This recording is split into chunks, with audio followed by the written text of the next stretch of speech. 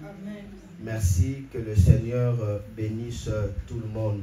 Je vais continuer l'enseignement que j'avais commencé déjà le dimanche passé. C'est sur la sagesse. Comment accéder dans la sagesse de l'esprit. Comment accéder dans la sagesse divine. C'est très très important. Moi, j'aime déjà des messages parce que ce sont des messages qui transforment des petits en devenir grands. Ce sont déjà des messages qui nous bénissent sur la sagesse divine. Je parle bien de la sagesse divine. Je vais faire juste un résumé de 5 minutes. Retiens cela, mais retournez dans ce que j'avais enseigné le dimanche passé. Écoutez, écoutez, écoutez encore et encore, parce que moi-même je suis en train de l'écouter encore et encore, mais je n'arrive pas à cerner la totalité du message. Vous voyez, si moi-même j'ai prêché, j'écoute, mais je sens que je n'ai pas encore capté tout cela, alors vous qui avez écouté. Donc, il ne faut pas écouter pour écouter. Écoutez, écoutez, capturer. Quand je dis capturer, il faut que ça rentre dans votre subconscience et directement, ça commence à influencer votre habitude. Directement, vous commencez à vivre exactement selon cette parole. J'avais dit que la sagesse divine, bien sûr, ça fait partie de la pensée de Dieu. C'est les voix de Dieu, c'est les conseils, ainsi que la réflexion de Dieu. Ça, c'est la sagesse. Lorsque vous captez la pensée divine, vous recevez les voix de Dieu, les conseils de Dieu, les réflexions de Dieu, vous êtes dans la sagesse divine. Retiens que la sagesse divine, soit la sagesse de Dieu, c'est le signe de Dieu, les numéros de Dieu, les codes de Dieu. Lorsque Dieu vous accorde sa sagesse, il vous accorde les signes, il vous accorde ses codes. Est-ce que je peux avancer? Alors, j'avais dit encore que la sagesse de Dieu fait partie de la connaissance inspirée des choses divines. Ça fait partie de la sagesse de Dieu. Retiens avec moi que c'est grâce à la sagesse que Dieu bâtit son royaume. Avec la sagesse, Dieu va bâtir son royaume. Quel royaume? Son royaume en vous. C'est-à-dire, Dieu commence à construire son royaume dans votre vie. Donc, votre vie commence à devenir le signe du règne de Dieu. Dieu bâtit son royaume en vous. C'est à la sagesse de Dieu que vous êtes réellement devenu roi, soit des reines. Parce qu'il nous a fait des rois et des sacrificateurs. Je peux avancer. Alors, retiens ceci, que Dieu estime la sagesse plus que tout. Il accorde plus d'importance à la requête de la sagesse. Lorsque vous faites des requêtes pour Dieu, la requête que Dieu accorde plus d'importance, il s'agit bien de quoi? De la requête de quoi? De la sagesse. Je ne vais pas insister là-dessus. Alors, je vais encore répéter ce que j'avais dit le dimanche passé, qu'on reconnaît un homme qui a la sagesse de Dieu par le discernement et la réflexion. C'est par le discernement et la réflexion qu'on arrivera à décrypter l'homme qui possède la sagesse de Dieu. Et là où s'il y a de la sagesse, il y a la construction. Alors, remarquez, la sagesse ne fait que construire. Alors, le contraire de la sagesse, c'est la folie, c'est la stupidité, l'idiotie. Vous voyez, ça fait détruire. La Bible dit, une femme sage fait quoi? Bâtit sa maison. Le contraire, qu'est-ce que la Bible dit? Mais la femme est censée faire quoi? La renverse comment? Par ses propres mains. Alors, la sagesse a la force de bâtir. Et l'ignorance, ou soit pas vraiment l'ignorance, mais l'absence de la sagesse, c'est-à-dire l'idiotie, si je peux dire ça, la Bible utilise la stupidité, a aussi la puissance de détruire. On peut détruire à partir de la stupidité et on peut construire à partir de la sagesse. La Bible dit même que la sagesse est plus forte que les armes de guerre. Donc, c'est plus que même les armes. On peut utiliser la sagesse pour obtenir des grands résultats, des grandes victoires dans votre vie. Là où il y a la sagesse, il y a quoi? Il y a la construction. Pourquoi? Parce que la sagesse bâtit et la stupidité fait quoi? Détruit. Amen. Je vous avais parlé de cela la semaine passée. Alors, il faut laisser la sagesse de Dieu puisse coudre votre vie. Pourquoi? Parce que la sagesse a le fil de la vie. Je répète, il faut laisser que la sagesse de Dieu puisse faire quoi? Puisse coudre votre vie, parce que la sagesse a des fils de la vie. La sagesse a des fils de la vie. J'avais donné des versets. Je suis en train tout simplement d'avancer. Alors, retiens avec moi avant de continuer et que l'esprit de la sagesse nous connecte au fleuve d'inspiration et d'influence divine. L'esprit de la sagesse nous connecte au fleuve d'inspiration et de quoi? Et de quoi? C'est pas ça ce que j'ai dit. L'esprit de la sagesse nous connecte au fleuve d'inspiration et d'intelligence divine. D'accord? Lorsque vous êtes conduit par l'esprit de la sagesse, vous allez obtenir, vous allez être en contact avec le fleuve de l'inspiration ainsi que de l'intelligence divine. Il y a l'intelligence divine. Amen. Ça vous donne des procédés, ça vous donne des schémas, vous voyez, ça vous donne une formule à faire. C'est important. Je ne vais pas insister là-dessus. J'aimerais que quand même nous puissions simplement avancer. Alors, je vais avancer. Chrétien maintenant ici, je continue ici. Chrétien ceci, que la sagesse de Dieu rend l'homme fécond à travers sa pensée. Il donne la capacité de bien diriger, de bien manager, de bien piloter. Lorsque vous permettez à votre esprit d'être connecté par la sagesse divine, vous serez fécond selon la pensée de Dieu. La fécondité selon la pensée de Dieu vous permet à se multiplier, vous permet à diriger, à influencer, à manager et même à piloter. C'est la raison pour laquelle Dieu tient beaucoup à la sagesse. Il veut que nous recevons la sagesse pour que nous dirigeons, nous pilotons, nous influençons des choses. La sagesse te rendra génie. La sagesse de Dieu te rendra savant. La sagesse de Dieu va impacter ton intelligence avec des idées créatrices, des idées innovatrices. Regardez avec moi ce que la sagesse peut faire. Là, je vais juste vous lire des versets et puis on va continuer à avancer petit à petit. Regarde avec moi Exode chapitre 31, le verset 3. Exode chapitre 31, le verset 3. Qu'est-ce que la Bible dit? Dieu est en train de parler. Il dit, commençons le verset 2. Ok.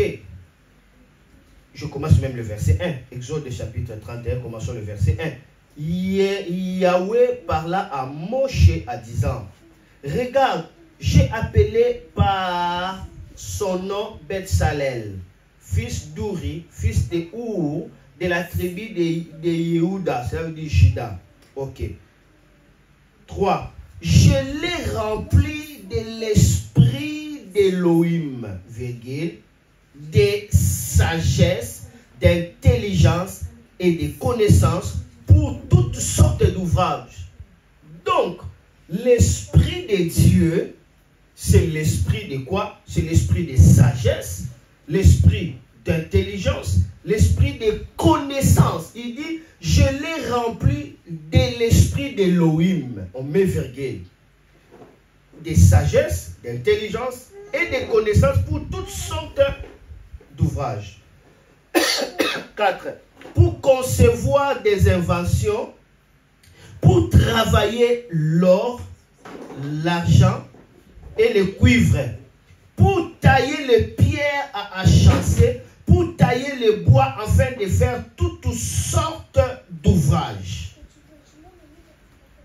La personne qui est esclave grandit dans l'esclavagisme, mais Dieu le remplit de l'esprit de sagesse pour toutes sortes d'inventions. Il commence à tailler des pierres, il commence à travailler l'or, il commence à faire des inventions, toutes sortes d'inventions. Pour qu'il arrive à cela, Dieu lui a rempli. C'est lui qui a la sagesse, il est rempli de l'Esprit de Dieu. Vous ne pouvez pas dire que vous êtes rempli de l'Esprit de Dieu et vous loupez à la sagesse. Quels sont de l'Esprit de Dieu dans lesquels vous êtes rempli? Si réellement vous permettez au Saint-Esprit de vous remplir, ouvrez-vous aussi à la sagesse. Souvent, nous nous loupons à la sagesse parce que nous ne faisons pas attention à la sagesse. Et si nous ne faisons pas attention à la sagesse, pourquoi? Parce que nous ne connaissons pas sa valeur. Mais aujourd'hui, commencez à faire attention à la sagesse. Regardez avec moi Exode chapitre maintenant 35, le verset 1. On nous dit quoi? Exode chapitre 35, verset 1. La Bible dit: Moshe réunit toute l'ensemble des fils d'Israël et leur dit: Voici les paroles de Yahuwah ordonné d'observer. Pendant 6 jours, le travail se fera, mais le 7e jour, ça serait saint pour vous, car les sabbats, ce n'est pas ça ce que je suis en train vraiment de chercher. Alors lorsque vous allez descendre en bas, vous allez voir tout cela lorsque vous descendez en bas. Alors, tout simplement, avancer. Ok. Avançons simplement. Alors, regardez, vous allez lire Exode 35, vous allez voir cela. On gagne le temps parce que je n'ai pas encore touché. Touchons maintenant Exode 36. On va voir. Exode maintenant 36. On nous dit quoi? Exode 36, verset 1. Betsalel, Oliab et tous les hommes au cœur sage, auxquels Yahweh avait donné de la sagesse et de l'intelligence pour savoir faire tout l'ouvrage du service du lieu saint, firent selon toutes les choses que Yahweh avait ordonnées. Ils ont construit les tabernacles. Ils ont travaillé les tissus pour faire sortir les couleurs de cramoisi, les couleurs de bleu. Ils ont taillé. Si vous regardez les tabernacles, il faut être génie pour arriver à faire une telle chose. Travailler la peau de banane, des baleines, ce n'est pas facile. Travailler la peau des dauphins, ce n'est pas facile. Si vous regardez, vous allez voir toutes ces choses-là, même des tissus, des harengs, tout ça, cela est venu par la sagesse. Amen. Alors, je vais maintenant avancer par rapport à la sagesse. Là, j'ai donné pour comprendre que la sagesse nous rend féconds à travers la pensée. Il nous donne la capacité de bien diriger, bien manager, bien piloter. Et maintenant, retiens ceci, quelque chose d'extraordinaire à propos de la sagesse. Nous sommes dans Genèse chapitre 26. Vous allez lire le verset 1 jusqu'à 11e verset. C'est à propos maintenant de quoi? De la sagesse. Qu'est-ce qui arrive lorsque quelqu'un reçoit la sagesse de Dieu? Regardez ce que la sagesse de Dieu peut faire. Genèse chapitre 26. Commençons le verset 1 jusqu'à 11. Dans l'enseignement, on doit être patient. Je commence. Genèse chapitre 26. Genèse 26. On va toucher le verset 1 jusqu'à 11. Regardez. Genèse 26, le verset 1 jusqu'à 11. La Bible dit: Or, il y eut une famine sur la terre, outre la première famine qui eut lieu du temps d'Abraham. Et Isaac s'en alla vers Abimelech, roi des Philistins, à Guérar. Verset 2. Yahweh lui apparut et lui dit: Ne descends pas en Égypte, demeure sur la terre que je te bénirai. Je répète, Yahweh lui apparut et lui dit: Ne descends pas en Égypte, demeure sur la terre que je te dirai. Ok. 3. Demeure sur cette terre-ci, je serai avec toi et je te bénirai. Car je donnerai toute cette terre à toi et à ta postérité. J'accomplirai les serments que je jurai à ton père Abraham. 4. Je multiplierai ta postérité comme les étoiles des cieux. Je donnerai toute cette terre à ta postérité et toutes les nations de la terre seront bénies à ta postérité. 5. Parce qu'Abraham a obéi à ma voix et il a gardé mes injonctions, mes commandements, mes statuts. 6. Isaac demeura à Guérar. Je continue, suivez la lecture. Et quand les hommes du lieu posaient des questions sur sa femme, il disait, c'est ma sœur. Il craignait en effet de dire, c'est ma femme, de peur que les habitants du lieu ne le tuent à cause de Rebecca, car elle est belle de figure. 8. Comme son séjour s'est prolongé, il arriva qu'Abimelech, roi des Philistins, regarda par la fenêtre, vit qu'Isaac plaisantait avec Rebecca, sa femme. Abimelech appela Isaac et lui dit, voici, c'est véritablement ta femme.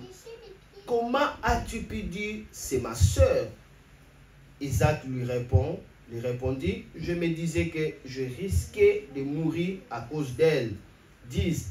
Et Abimelech dit, que nous as-tu fait? Il s'en est peu fallu que quelqu'un du peuple n'aille coucher avec ta femme, et tu aurais fait venir la culpabilité sur nous. 11. Abimelech fit ordonnance, soulignez ça, Abimelech fit ordonnance à tout le peuple en disant, celui qui touchera à cet homme ou à sa femme, il mourra. Il mourra. Il a répété cela 2 fois. Regardons d'abord là. D'où nous trouvons la sagesse ici. Écoutez bien maintenant. La Bible dit, c'est pendant la crise et la famine qui a touché la terre. Et la Bible dit, ce même genre de famine avait aussi touché la terre à l'époque de son père Abraham. D'accord. Lorsque la famine a touché la terre à l'époque d'Abraham, Abraham qui était dans la terre de Canaan, qu'est-ce qu'Abraham avait fait? Abraham avait quitté Canaan avec sa femme pour aller où? À l'Égypte. À cause de quoi? De la famine. Mais arrivé maintenant au moment d'Isaac, Isaac voulait aussi faire la même démarche que son père Abraham. Il voulait quitter là où il était, en Guérar, pour aller maintenant, à Guérar c'est toujours à Canaan, pour aller en Égypte. Dieu lui a dit, ne quitte pas Guérar. Ne quitte pas Canaan, reste ici. C'est là où commence la sagesse. La sagesse de Dieu, c'est la capacité d'écouter Dieu pour faire la différence. La sagesse de Dieu, c'est la capacité d'écouter Dieu pour faire la différence. Ça veut dire, écoutez Dieu à votre propos. Qu'est-ce que Dieu vous dit maintenant? Son père a fui. Mais arrivé au temps d'Abraham, d'Isaac, non, Dieu a refusé. Premier signe. Deuxième signe, nous voyons ceci, que Isaac avait peur de la mort. Il dit à sa femme, tu es tellement belle, dis seulement que je suis ton frère, sinon on va me tuer à cause de toi. Sa femme accepta exactement comme son père avait fait avec Sarah. Exactement comme son père avait fait avec Sarah. Mais quelque chose arriva. Ce que j'ai aimé, pendant que Isaac est en train de se plaisanter avec sa femme, il jouait avec sa femme, le roi Abimelech était sur le gradin, sur le balcon. Il regarda. Il dit, non, ce ne sont pas des sœurs, ce sont vraiment l'homme et la femme. C'est sa femme. Il lui appelle, il dit, pourquoi tu as fait cela? Mais c'est ta femme. Mais ici, la Bible dit, il plaisantait. Deuxième sagesse, la sagesse de Dieu que Dieu nous parle ici, dans le couple, plaisantez-vous. Amen. C'est important. Il faut se plaisanter ici. La plaisanterie, c'est important, c'est la sagesse du couple. Ça décrypte les couples. C'est à partir de cela que la Bible souligne très bien que c'est sa femme. Mais pour Abraham, ce n'était pas ça. Il fallait que Dieu lui-même parle. Celui-ci, c'est la femme de mon serviteur. Ne touche pas. Mais pour ici, Dieu n'a pas parlé. Pour Isaac, ici, Dieu n'a pas parlé. D'accord. il jouait seulement. L'autre a compris que ça c'est sa femme. Mais pour Abraham, Dieu devait lui parler 2 fois. Amen. Parce qu'Abraham avait trompé Sarah et sa sœur combien de fois? 2 fois. Regardez ici. Mais ce que j'ai aimé ici, toute la vie d'Isaac était bloquée par la peur. Regardez bien là où je suis en train de vous amener. Toute sa vie était bloquée par la peur. La peur de quoi? La peur de mourir. Isaac avait peur de mourir. C'est pourquoi il dit à sa femme qu'elle se prend comme sa sœur. Mais lorsque maintenant Abimelech a libéré la parole, il dit à partir de maintenant, personne ne te fera du mal et personne ne fera du mal à ta femme. Abimelech, en tant que roi, il a déclaré que personne ne fasse du mal à Isaac et personne ne fasse du mal aussi à quoi? À Rebecca. Regarde, verset 11, Abimelech fit une ordonnance à tout le peuple en disant, celui qui touchera cet homme ou à sa femme, il mourra, il mourra. Écoutez, quand Isaac fut délivré de la peur de la mort, alors la sagesse que Dieu lui avait donnée a commencé à prendre la forme. Écoutez, je parle sur la sagesse, je ne suis pas en bas, je suis très élevé dans ce que je suis en train de dire. Écoutez, c'est le message de la maturité. Dieu lui a dit, ne quitte pas cette terre, reste ici. Je te bénirai, je te multiplierai et je donnerai cette terre à ta postérité. Mais jusque-là, Isaac n'a pas quitté, mais il n'a rien fait. Aucune chose n'a changé dans la vie d'Isaac. On ne parle même pas un signe de la bénédiction. Pourquoi? Parce que la sagesse qu'il avait reçue n'était pas encore compris. C'était comme un téléphone sur lequel on n'a pas encore mis des fonctions. Quelqu'un comprend? On n'a pas encore mis des applications. C'est comme on t'a donné la maison mais tu manques la clé. Écoutez, la sagesse divine a besoin de clés pour que ça fonctionne. Jusqu'à ce que la sagesse, c'est-à-dire ce que Dieu t'a dit, tu reçois sa clé, son mode de fonctionnement, tu commences maintenant à accéder dans la richesse, dans la gloire, dans l'autorité, dans ce à quoi Dieu t'avait dit. Maintenant, tout ce temps ici, Isaac souffre de la peur. Rien ne change dans sa vie. Ce que Dieu lui avait dit semble comme si c'était inutile, c'était vain. Est-ce que Dieu va lui dire ne le quitte pas seulement pour qu'il reste comme ça? Est-ce que Dieu va te dire seulement non, il faut chercher les détails dans tout ce que Dieu vous dit. Dieu vous dit pourquoi. La peur nous bloque au détail. La peur empêche les détails. La peur empêche qu'on puisse accéder dans les codes secrets de Dieu. La peur va bloquer le géant qui est en toi. La peur va illuminer, détruire les géants, les lions qui est en toi. La peur paralyse tout. La peur. Il fallait d'abord vaincre la peur pour que la sagesse arrive maintenant avec des clés. Lorsque l'ordonnance a été faite ici dans le verset 11, la Bible dit Abimelech a fait une ordonnance à tout le peuple en disant celui qui touchera à cet homme ou à sa femme, il mourra. Il mourra. Celui qui touchera à cet homme et à sa femme, il fera quoi? Il mourra. Il mourra. Une ordonnance. Qu'est-ce qui arrive? Le verset 12. Ouvrez avec moi le verset 12. Ouvrez rapidement avec moi le verset 12. Nous sommes toujours dans Genèse 26. Verset 12. Qu'est-ce que la Bible dit? Isaac s'aima dans ces pays et il recueillit cette année les centuples car l'Éternel les bénit. Ah, écoutez. Quand Isaac fut délivré de la peur, maintenant il a compris la clé, le pourquoi que Dieu lui avait dit de ne pas quitter cet endroit. La Bible dit, Isaac s'aima dans cette année-là. Il recueillit cette année-là le centuple, car Yahweh le bénit. 12. Cet homme devint grand. Il alla toujours en augmentant jusqu'à ce qu'il devint extrêmement grand. Il avait des troupeaux de petits bétails et des troupeaux de gros bétail et un grand nombre de serviteurs. Les Philistins furent jaloux de lui.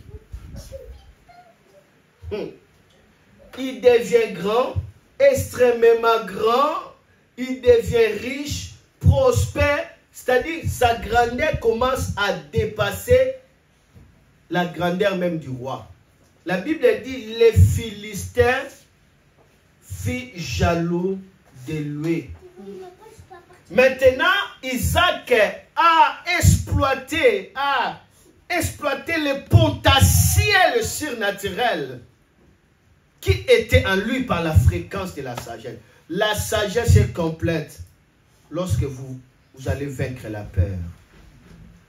La peur dans la vie, la peur d'oser, la peur d'échouer, la peur de ce que les gens vont dire, la peur, ça vous laisse devant une maison qui n'a pas de clé et on ne sait même pas comment la casser. Quand l'ordonnance est sortie, Isaac maintenant est libre. Directement, il commence à s'aimer dans le désert. C'était une terre aride. Parce que la parole de Dieu était là. Il a sémé dans le désert. Il a obtenu la sagesse de Dieu. Il devient riche. Dans la terre normale comme ça, on ne peut pas récolter au centuple. Mais lui, dans la terre aride, il récolte au centuple. Il commence à devenir grand. Extrêmement grand. Il y a la grandeur qui arrive par la richesse. Tu vois ce que la sagesse peut faire. Alléluia. Quand les mensonges furent révélés et anéantis, Abimelech fit une ordonnance de ne pas toucher Rebecca, qui était la femme d'Isaac. Parce que le mensonge était révélé. Jusque-là, il cachait encore. Il cachait le mensonge. Il cachait que les gens ne sachent pas. Rebecca n'est pas sa sœur, c'est sa femme. Lui-même a dit, c'est ma sœur. Mais il fallait que le mensonge soit révélé pour que l'ordonnance soit sortie. On ne peut pas toucher à Isaac et à Rebecca. Les mensonges marchent avec la peur ensemble. J'ai peur, c'est pourquoi je mentis. J'ai peur, c'est pourquoi je me suis caché. Et écoutez-moi bien.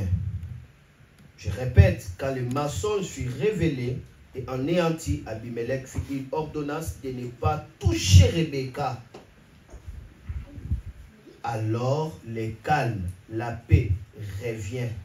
La peur est partie. C'est alors que son esprit fut ouvert à la sagesse divine et directement il a reçu le code d'accès de cette sagesse qu'on appelle l'inspiration divine. Cet homme devient très riche, extrêmement grand. On commence à les jalouser. Le code secret de la sagesse, c'est l'inspiration divine. L'inspiration, le souffle. L'esprit commence à souffler à toi. Fais ceci. Fais cela. C'est à cela que la Bible dit le sentier des justes a une lumière resplendissante. Et cette lumière est croissante. Ça ne diminue pas. Ça dit tu es dans l'éclairage sans limite. Laissez la sagesse libérer l'inspiration. Soyez libre d'abord de la peur. La sagesse rend l'esprit de l'homme supérieur. La sagesse révèle l'homme de l'influence et de la renommée. Là où il y a la sagesse, l'esprit de l'homme sera supérieur. L'homme sera revêtu de la renommée et de l'influence. Regardez avec moi Genèse chapitre 41. Touchez maintenant le verset 39 jusqu'à 45. Je lis.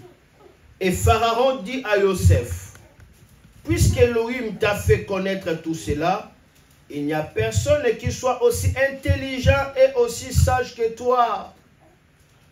Tu seras sur ma maison et tout mon peuple obéira à ta bouche. Je serai seulement plus grand que toi par le trône.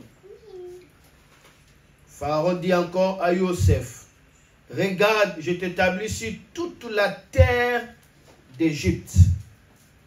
Alors Pharaon ôta son anneau de sa main et le mit à la main de Joseph. Il le fit revêtir d'habits de fin lin et lui mit un collier d'or au cou. Il les fit monter sur les chars qui suivaient les siens et on criait devant lui, à genoux. Il établit sur toute la terre d'Égypte.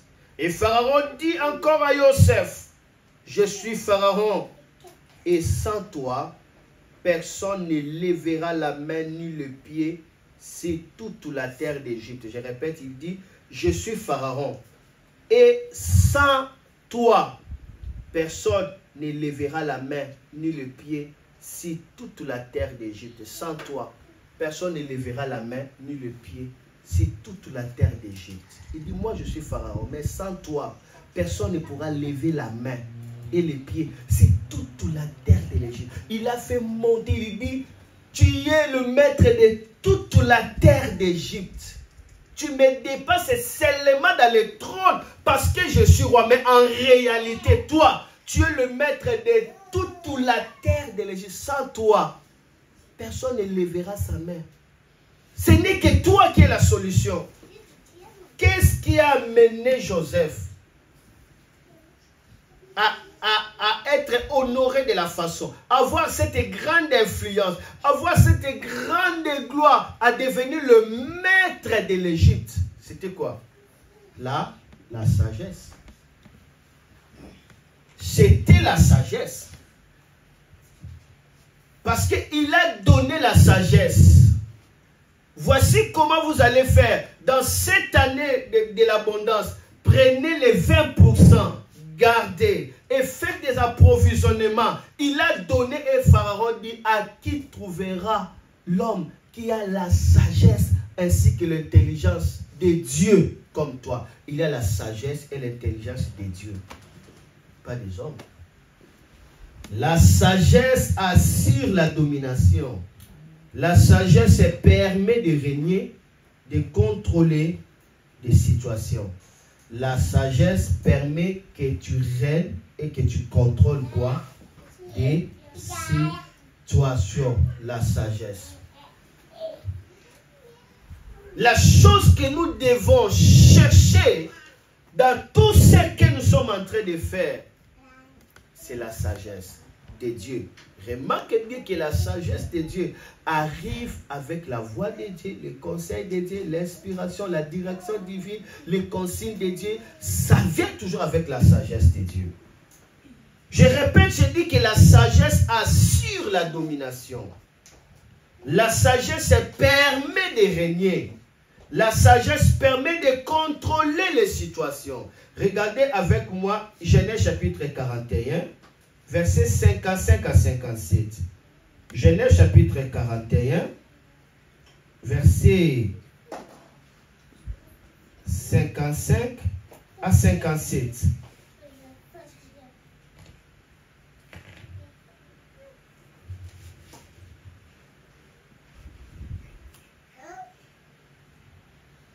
Nous allons lire ça dans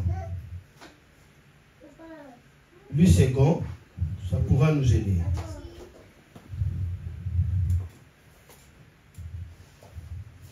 Écoutez. Quand tous les pays d'Égypte furent aussi affamés, le peuple cria à Pharaon pour avoir du pain. Pharaon dit à tous les Égyptiens, allez vers Joseph et faites ce qu'il vous dira. Sagesse. Toute la terre commence à se dépendre de qui? Et Joseph pour la solution. Qu'est-ce qui arrive? Sagesse. Pharaon n'arrive pas à donner la solution. C'est Joseph. Je continue.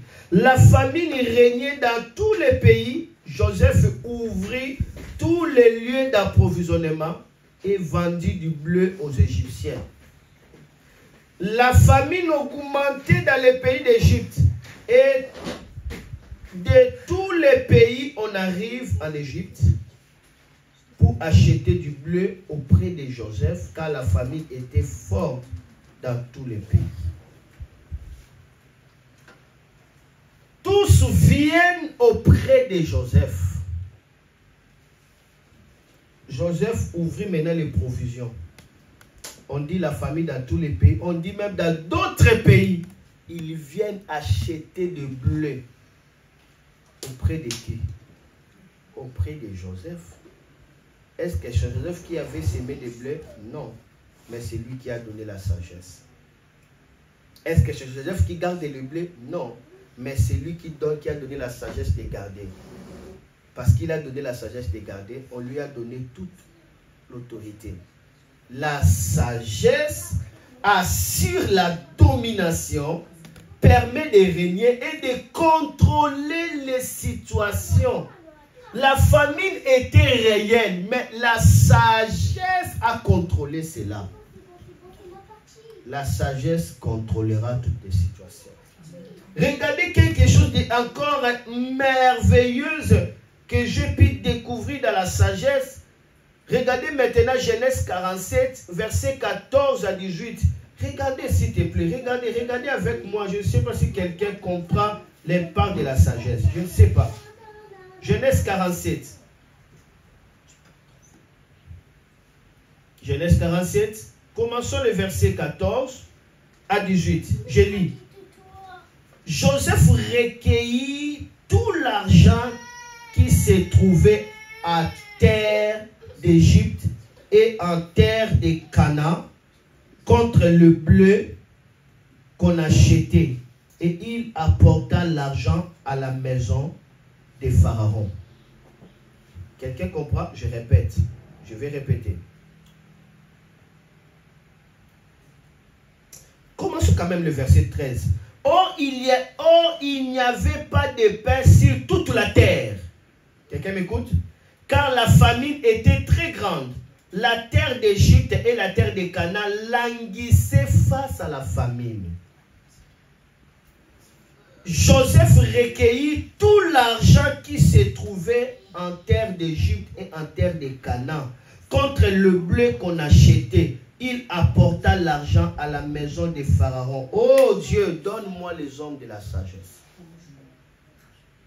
Permets-moi d'être entouré des hommes sages. La sagesse. À cause de sa sagesse, il a pris la gestion de l'Égypte. À cause de la sagesse, il a pris tout l'argent de l'Égypte, tout l'argent de Canaan, qui était Babylone, bien sûr, qui deviendra Babylone plus tard. Il prend l'argent, tout, il met dans la maison de qui? De Pharaon.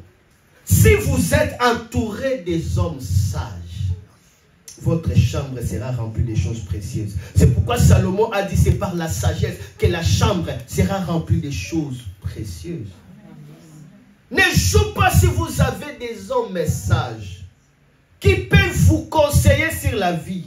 Ce sont des investisseurs. Ce sont des apports en industrie. Ne jouez pas avec ce genre de personnes. La prière que vous devez faire, Seigneur, entoure-moi par des hommes sages qui peuvent m'enrichir par leur cœur de la sagesse. Comment expliquer? Tout l'argent de l'Égypte est venu entre la main de qui? De Joseph. À cause de quoi? La sagesse. Je continue. J'avais dit Genèse chapitre combien? J'ai dit Genèse chapitre combien?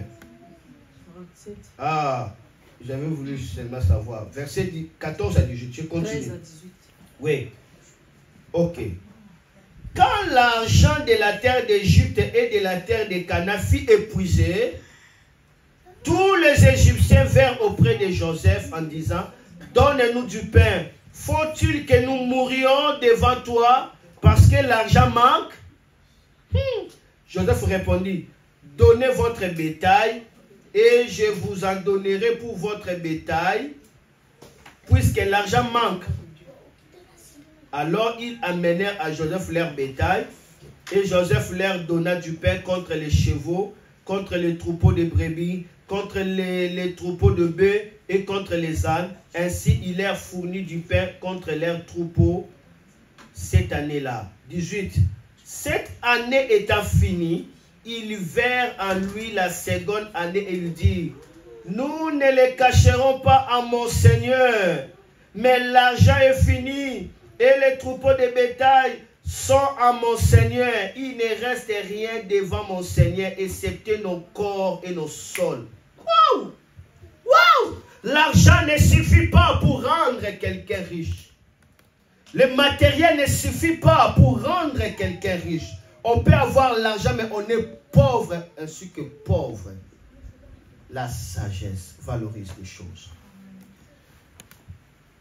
Joseph a épuisé l'argent, a épuisé toutes les fermes, tout. Le peuple maintenant reste seulement avec leur corps et leur terre. Qu'est-ce qu'ils vont faire? C'est lui qui a la sagesse. Il règne toujours. C'est lui qui a la sagesse. Il est à l'avance. C'est lui qui a la sagesse. Il dominera toujours. Ici, je parle de la sagesse divine. La sagesse de Dieu. Soyez connectés par cette sagesse. Qu'est-ce que nous allons faire? Tout est entre tes mains. Maintenant, nous sommes restés qu'avec nos corps et nos terres. Hey. Maintenant, nous sommes à quel verset? Commençons le verset 20 maintenant. On va toucher 20, 23, 26. 20. Joseph acheta tous les sols de l'Égypte pour Pharaon. En effet, les Égyptiens vendirent chacun son champ parce que la famine les pressait. Et la terre devint la propriété de Pharaon. Pharaon était quelqu'un de sage. Mais il n'avait pas la sagesse. Il fallait qu'il puisse trouver quelqu'un qui a la sagesse. Vous savez, vous pouvez être sage, mais vous n'avez pas la sagesse. Parce que le fait seulement de s'inquiéter par rapport à ses songes pour trouver la solution, c'est quelqu'un de sage. Il est sage. Être sage, c'est la nature, c'est le cœur sage. Un cœur qui réfléchit. Mais la sagesse, c'est une habilité. C'est quelque chose. C'est autre chose. C'est ce que Salomon avait. Salomon avait la sagesse lui-même. Il n'était pas sage. Mais David était sage. Il avait la sagesse. Je reviendrai après. Plus tard. Je boucle un peu ces parenthèses-là. Mais cet homme était sage. Pharaon, il dit, qui on peut donner la gestion dans tous ces pays? Sinon à Joseph, il a l'esprit de la sagesse. Il a l'esprit supérieur. Il a confié tout à Joseph. Hein? Et maintenant, Pharaon devient le propriétaire de toutes les terres de l'Égypte.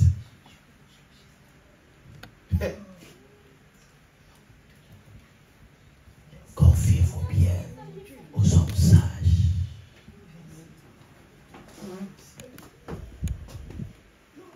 Je continue. Le verset 23 maintenant. Et Joseph dit au peuple, voici, je vous ai acheté aujourd'hui, vous et vos sols pour Pharaon. Voilà de la semence pour ensemencer le sol. Je vous ai acheté.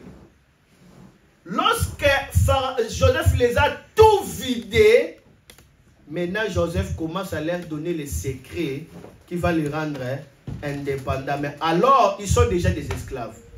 Maintenant, il dit, prenez des semences, faire quoi? Il commence à s'aimer maintenant. Mais alors, il les a déjà achetés.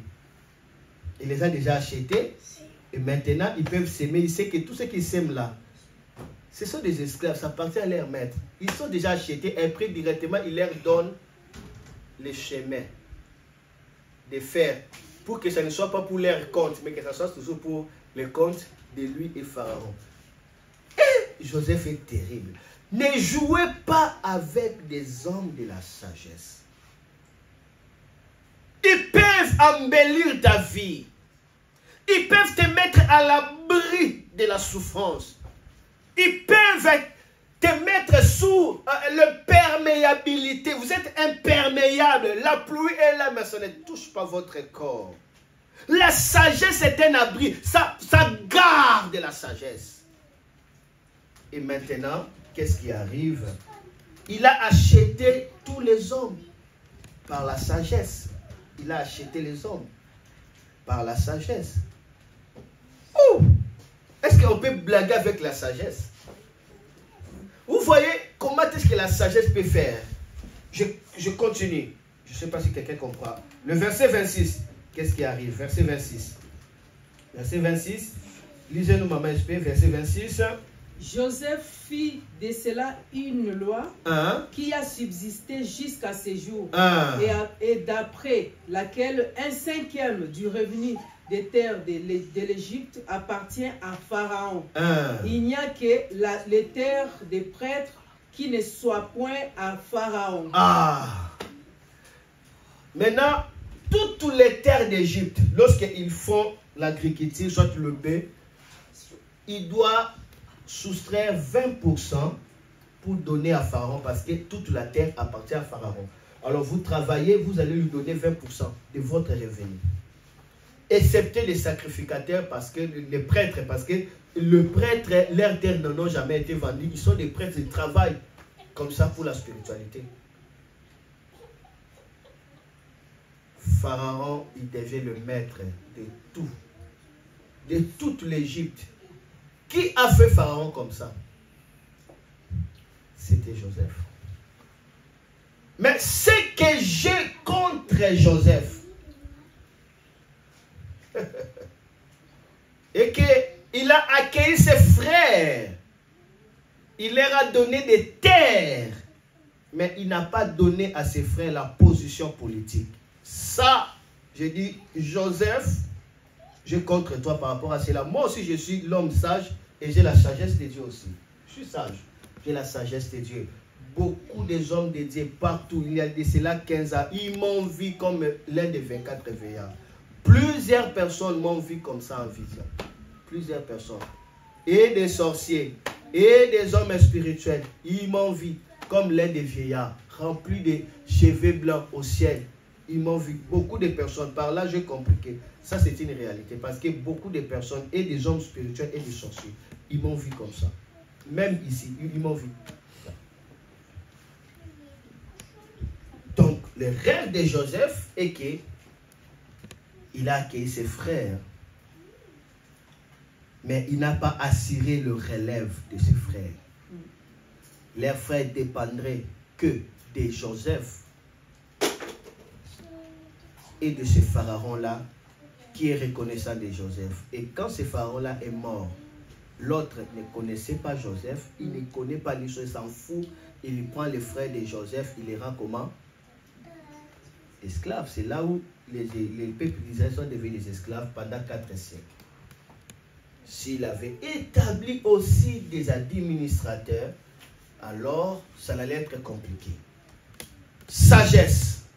Lorsque le Seigneur est en train de te faire monter, la meilleure manière de sécuriser ta gloire, prenez tes frères, prenez tes sœurs, prenez ta famille, mettez-le autour de toi. Et même Jésus-Christ, quand il était sur la terre, 10 disciples étaient des gens de Galilée, 2 seulement d'autres tribus. Celui qui a les oreilles pour entendre, il entend. Il sait bien que les frères ne livrent rarement, que l'autre personne. Il faut avoir de la sagesse. Dieu t'a béni, prends ta secrétaire, mets ta soeur, mets ton frère, mets quelqu'un de ta famille, des proches, j'ai dit bien des proches, pas des cousins, non, des proches. Il est là, il est là. C'est difficile, tu es gardé. Ça, c'est la sagesse. Ça te protège, ça protège votre lignée. Sagesse. Travaillez pour ta lignée. Travaillez pour ton sang. Travaillez pour ta famille. Ne vois pas aujourd'hui. Commence à voir 1 siècle, 2 siècles, 5 siècles. Après toi, ça serait comment? C'est comme ça qu'il faut travailler. Dans le ministère, si tu meurs, est-ce que ton ministère va rester après 5 siècles? Pensez comme ça. Lorsque je pense comme ça, je sens mal à la tête. Cherchez des hommes loyaux. La sagesse. Joseph était loyal. Vis-à-vis de qui? Vis-à-vis des pharaons. Sagesse. Souvent, les hommes sages sont loyaux. Souvent, les hommes sages sont comment? Loyaux. Ceux qui sont déloyaux, ils ne sont pas sages, mais ils sont rusés. Il y a la différence entre la sagesse et quoi? Voilà. Écoutez, est-ce qu'on a lu 26? Oui. On a lu 26. C'est bien. Je vais terminer. Retenez ceci que Joseph, à cause de la sagesse, il fut établi père de Pharaon, maître de toute sa maison. À cause de la sagesse, Joseph est établi comme père de Pharaon. Père de Pharaon. À cet âge-là, il avait combien? À 30 ans, il devient gouverneur de toute la terre. Normalement, il n'y a que des gouverneurs pour une province, une ville. Est-ce qu'il a des gouverneurs de toute la terre? En réalité, c'était lui le roi. Gouverner toute la terre, donc c'est toi le roi en réalité. Arrêtez, c'est toi le roi. Donc cela veut dire c'est toi le roi, comme on dit que le roi règne, mais il ne gouverne pas. Il était comme ça, à 30 ans. Alors, si tu fais 30 plus 14, donc 47 ans, 30 plus 14, donc 44 ans comme ça, voilà. Et là, il devient donc déjà, à partir déjà des 30 ans, ou 37 ans même, lorsque il fit vraiment la famille, Pharaon, il ne peut rien. C'est Joseph qui décide de tout. Et il devient père de Pharaon. Il devient maître de toute la maison de Pharaon. C'est lui qui commande. Or, nous savons le maître de la maison, c'est qui? C'est l'homme de la maison. Dans leur histoire, quand on avait dit héros de maître de la maison, cela veut dire il était le maître de tous ses biens. Mais ici, on présente Joseph comme le maître. Donc, en quelque sorte, c'est Joseph même qui détermine même ce que Pharaon va recevoir. À cause de quoi? La sagesse. Je dois lire ça. Joseph lui-même va faire témoignage à ses frères. Il va dire quelque chose d'important. Nous sommes dans Genèse chapitre 45. C'est à cela que je vais terminer. Ce qui dit que je vais terminer quand maintenant je termine. Amen. Genèse chapitre 45, commencez le verset 4 à 7. Joseph dit encore à ses frères, s'il vous plaît, approchez-vous de moi. Ils s'approchaient, il leur dit, je suis Joseph, votre frère, que vous avez vendu pour être mené en Égypte. Mais maintenant, ne vous affligez pas, que cela ne brûle pas vos yeux de m'avoir vendu ici, car Elohim m'a envoyé devant vous pour la préservation de la vie. La sagesse nous épargne de la haine, de la vengeance, de la rancune. Il a compris ça autrement. Il a dit, vous m'avez vendu, vous pensez comme ça. Mais non, c'est Dieu qui m'a envoyé ici pour préserver votre vie, pour vous garder. Ça, c'est aussi la sagesse. Amen. Il dit, mais Elohim m'a envoyé devant vous pour vous assurer un reste sur la terre et vous faire vivre par une grande délivrance. Maintenant, ce n'est pas vous qui m'avez envoyé ici, mais c'est Elohim. Oh là là. Est-ce qu'on peut penser comme Joseph? Ce n'est pas vous qui m'avez envoyé. Non. C'est Dieu qui m'a envoyé ici. Vous pensez que vous m'avez fait du mal. Or, c'était Dieu. Or, Dieu a saisi de cela pour mon bien. Il a pensé autrement. Il avait la sagesse, il avait un cœur de Dieu. Il avait la sagesse, il était sage. Alors, qu'est-ce qu'il va dire? Maintenant, ce n'est pas vous qui m'avez envoyé ici, mais Elohim. Il m'a établi père des pharaons. Dis père des pharaons. Père des pharaons. Seigneur sur toute sa maison. Dis Seigneur sur toute sa maison. Seigneur sur toute sa maison. Et gouverneur de toute la terre d'Égypte. Regarde ce que la sagesse peut faire. Père des pharaons. Qui est pharaon? Lui-même c'est un spirit. Lui-même c'est un petit Dieu. Mais maintenant lui qui est père, il dit qui l'a établi comme ça. Dieu l'a établi père des pharaons. Cela veut dire Joseph avait l'esprit tellement supérieur que Pharaon, de sorte que dans la spiritualité, Pharaon devient qui? Fils spirituel de qui? De Joseph. Dieu peut faire ça. La sagesse de Dieu en toi peut t'établir père des occultistes, père des sciences occultes, père de toutes les puissances des ténèbres. Dieu peut t'établir comme ça. Il établit père des pharaons. Il établit Seigneur sur toute sa maison. Il est Seigneur sur toute sa maison. Or, nous savons le Seigneur de la maison, c'est en fait le père de la maison. Mais oui, parce qu'il est déjà père de cette maison-là. Il est directement Seigneur. Il est Seigneur. C'est une dimension de la spiritualité. Il est Seigneur. Il a la seigneurie sur la maison des pharaons. Il est temps d'avoir la seigneurie sur la maison des pharaons. La seigneurie, ça veut dire, vous êtes maître, vous contrôlez des choses sur la maison des pharaons. Dieu lui a établi Seigneur. Il a la seigneurie. La sagesse va te rendre Seigneur. Devant les occultistes, ils voient la seigneurie en toi. Il ne peut rien contre toi. Et il dit, il m'a établi gouverneur de toute l'Égypte. C'était tout simplement à cause de la sagesse.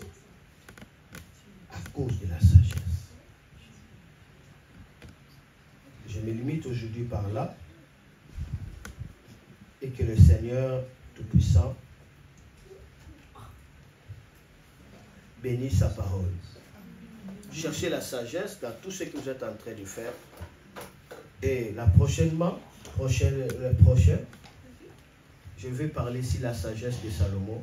Parce que nous sommes en train de voir comment accéder dans la sagesse divine. Je vais donner des clés. Tout ce que Dieu a fait à Joseph, il a pu le faire à travers la sagesse. Dieu aura toujours besoin de collaborer avec l'homme. Il collaborera avec l'homme par des fréquences qu'il utilise. Ça ne viendra pas comme ça ne tombera pas comme ça. Tu dois permettre à Dieu de collaborer avec toi. Amen. C'est par la sagesse que Dieu a fait tout ça. Et Joseph a permis à Dieu de lubrifier son esprit par la sagesse. Parce que lorsque Pharaon a dit ça, Joseph était en contact avec l'esprit. Parce que la Bible dit dans la prison, Joseph interprétait des songes. Il était en contact, il taillait sa sagesse.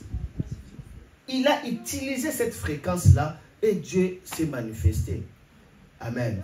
La sagesse de Dieu ne vient pas comme ça. Vous devez le chercher.